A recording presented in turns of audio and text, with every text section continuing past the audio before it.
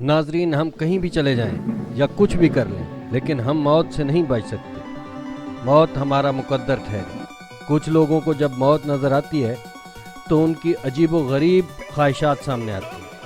آج میں آپ کو ایسی ہی کچھ عجیب و غریب خواہشات بتاؤں گا، مگر ویڈیو کو شروع کرنے سے پہلے ویڈیو کو لائک کریں، سبسکرائب کریں اور بیل آئیکن کو پش کریں۔ تو چلتے ہیں اپنی ویڈیو کی جانب۔ سب سے پہلے بات کرتے ہیں Napoleon Bonaparte. Napoleon Bonaparte France کا رہنے والا تھا۔ دنیا میں بڑے لیڈرز کی فہرست میں نپولین کا نام نمایاں ہے۔ نپولین کی موت 5 مئی 1821 کو ہوئی۔ جب فوت ہوا تو اس کی عمر 51 سال تھی۔ کچھ لوگ کہتے تھے کہ اس کی موت کی وجہ زہر تھا، لیکن زیادہ تر لوگ کہتے ہیں کہ اسے معدے کا کینسر تھا۔ اگر نپولین کی آخری خواہش کی بات کی جائے تو وہ بہت عجیب تھی۔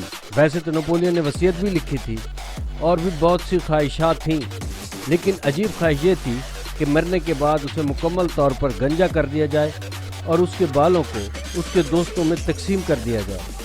اور پھر ایسا ہی ہوا۔ بعد میں نپولین کے انہی بالوں کی مدد سے اس کی موت کی وجہ سامنے آئی کہ واقعی اسے زہر دیا گیا تھا۔ الزبتھ ٹیلر برطانیہ میں رہنے والی مشہور اداکارہ تھی۔ 50s کی دہائی میں ہالی ووڈ کی مشہور اداکاراؤں میں سے ایک تھی۔ یہ اس زمانے میں ہونے والی پارٹیوں میں جانا پسند کرتی تھی اور ہمیشہ دیر سے جایا کرتی تھی اور لیٹ ہونے کی وجہ سے مشہور تھی۔ الزبتھ نے بھی عجیب و غریب خواہش کا اظہار کیا تھا، جو اس کی آخری خواہش بھی تھی۔ الزبتھ کی آخری خواہش تھی کہ اس کی آخری رسومات میں اس کی لاش کو لیٹ لایا جائے، یعنی یہ اپنا ریکارڈ مرنے کے بعد بھی برقرار رکھنا چاہتی تھی۔ اور پھر ایسا ہی ہوا۔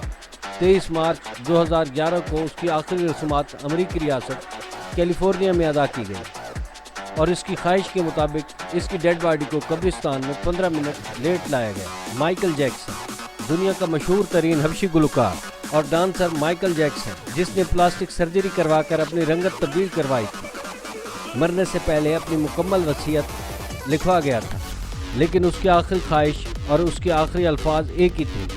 مائیکل مرنے سے پہلے مور ملک کہہ رہا تھا، اور یہ ملک دودھ نہیں تھا بلکہ پروپوفول نامی ڈرگ تھا جس کا مائیکل عادی ہو چکا تھا، اور اسی ڈرگ کی اوور ڈوز کی وجہ سے مائیکل جیکسن کا دم گھٹنے لگا اور آخر کار مائیکل کی موت ہو گئی۔ مرنے سے پہلے مائیکل اپنے ڈاکٹر سے پروپوفول انجیکشن لگانے کی آخری خواہش کر رہا تھا۔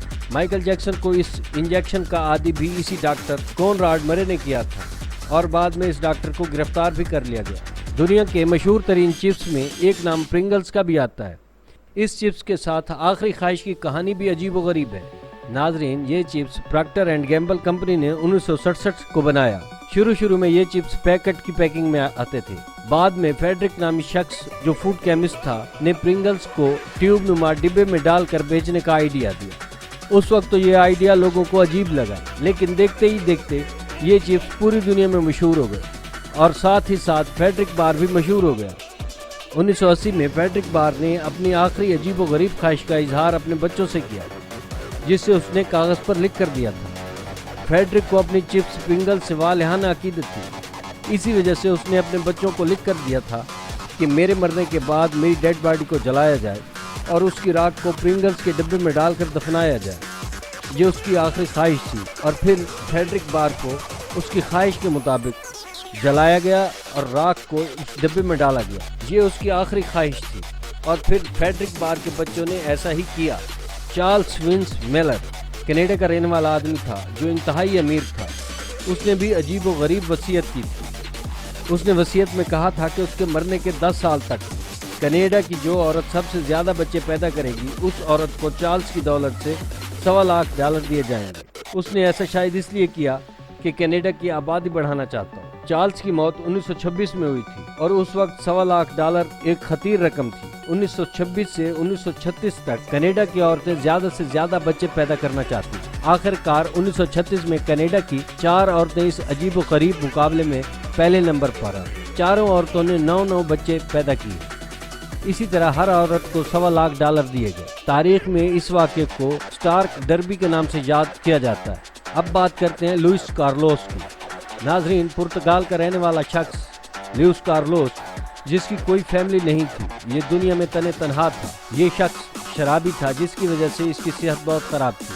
اور شاید اسے اپنے جلدی مر جانے کا بھی شک تھا۔ اس نے بھی عجیب و غریب خواہش کا اظہار کیا۔ اس نے اپنی دولت لوگوں میں تقسیم کرنے کی وصیت تحریر کی اور لوئس کارلوس نے فون ڈائریکٹری سے 70 ان نون لوگوں کو چنا اور وصیت ان 70 لوگوں کے نام لکھی۔ اس کے مرنے کے بعد اس کی دولت ان 70 لوگوں میں تقسیم کی جائے۔ اس وصیت کے 13 سال بعد لوئس کی موت واقع ہوئی۔ لوئس کی وصیت کے مطابق جب ان 70 لوگوں سے رابطہ کیا گیا اور اس وصیت کا بتایا گیا تو پہلے تو ان لوگوں کو یقین ہی نہ آیا، مگر جب انہیں رقم دی گئی تو ان لوگوں کو یقین آ ہی گیا۔